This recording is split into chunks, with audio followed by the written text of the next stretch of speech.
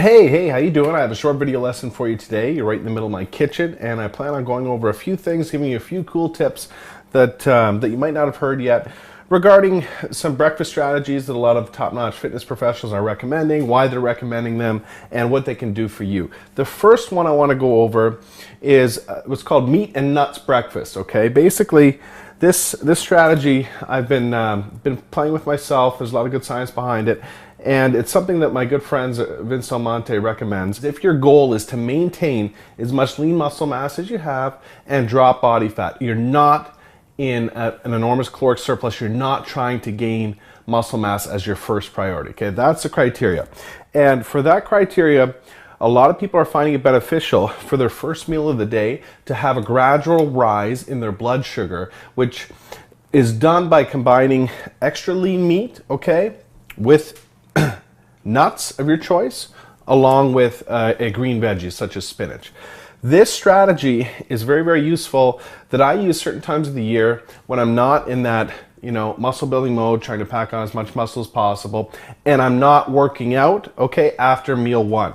Meaning that it gives my body some time to adjust, and I have my carbs later before my workout. In this situation here, I have some extra lean ground beef cooking. I'm gonna add in some spinach, okay?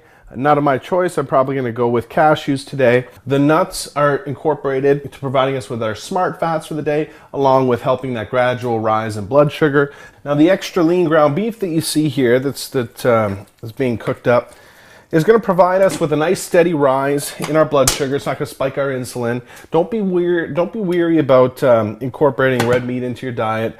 If you've read some studies out there that might have scared you off because of the linkage to heart disease or whatever, because I've done other videos on this, but basically to sum it up, a lot of the research out there is stuff that comes about by lumping in extra lean cuts of steak and ground beef into studies that have, sausage, hot dogs, processed foods that are involved in those studies. So extra lean ground beef, certain cuts of steak have much different nutritional profiles, and these same concerns don't apply, okay, to extra. Actually, there's a lot of research out there that shows certain cuts of steak and extra lean ground beef can actually improve cholesterol levels, decrease triglycerides. A lot of people don't understand that the fat content, okay, that's in certain cuts of steak and extra lean ground beef, half of it is actually monosaturated fat, the kind of fat that you get in olive oil. It's completely and solely good for you. It's not something we have to be concerned about. The saturated fat, it can be incorporated very, very healthily into your diet if you're sensible about it. So don't get too scared off by that. Basically, what we're going to do is we're going to determine our nutritional quantities, okay, to meet our caloric needs. We're going to incorporate the spinach into the meat, okay? We're gonna add in our nuts. We're good to go. I like to alkaline my body as much as possible by going with my lemon water, as I've talked about in other videos.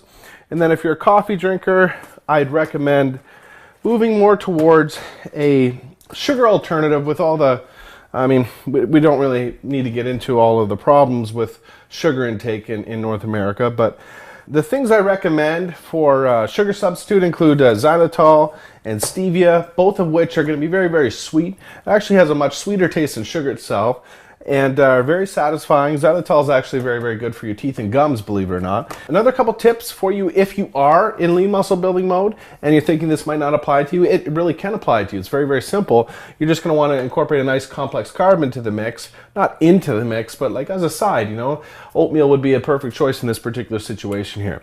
So you can get your nutritional needs fulfilled for lean muscle building or fat loss with the basis of a nice meat and nuts breakfast with your nice greens in the form of spinach in this case. The last tip I'd like to give you, if you are in lean muscle building mode that not a lot of people address, and you might have heard it, might not have heard it, it's always advantageous to rotate, okay, your protein sources throughout the day as much as possible instead of sticking to whatever your main choice is for a protein source and eating that multiple times a day. The reason being is that switching up and creating a variety in your lean muscle building protein sources is going to provide you with increased digestion, absorption, and utilization of the different amino acids that come in different quantities in these protein sources.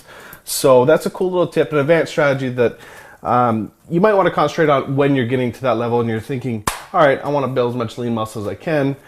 Think about switching up your protein sources throughout the day.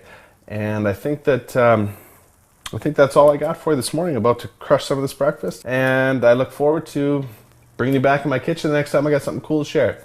Thanks a lot. We'll talk to you soon.